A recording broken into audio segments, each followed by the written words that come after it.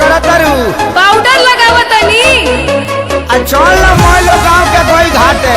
तो यही ना चली का लगाबे ना का चल ना चुप रहो। अरे छठी माई के बारात हा स्टेशन नहीं खा जाके हमरो पता बा अब बस करी आवत नहीं।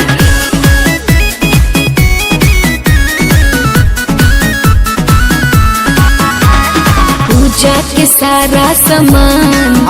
दौरा में देनी सोई हाथ तो देखते बानी तुम ही नट रुकी राजा अब तानी होके तैयार पूजा के सारा सामान दौरा में देनी सही हार चला तुम ही नट रुकी राजा अब तानी होके तैयार भारी लगता सबके हुआ जाई घरे तू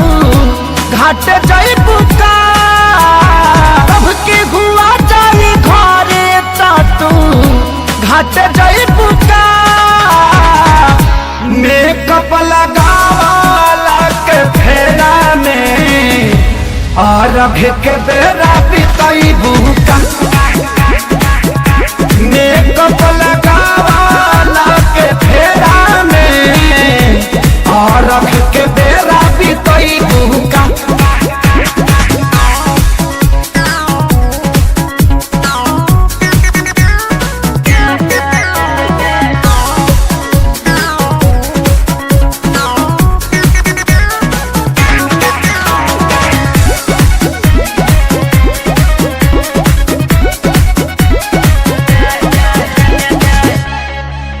फुल नाइट में चेहरा के लाइट भइल बाटे नु जंगला से दी काहे बनी अगुताइल ऐसैया लगावे दी तनिका के रेम रेम रेम रेम भूखल बारू छठ के बरती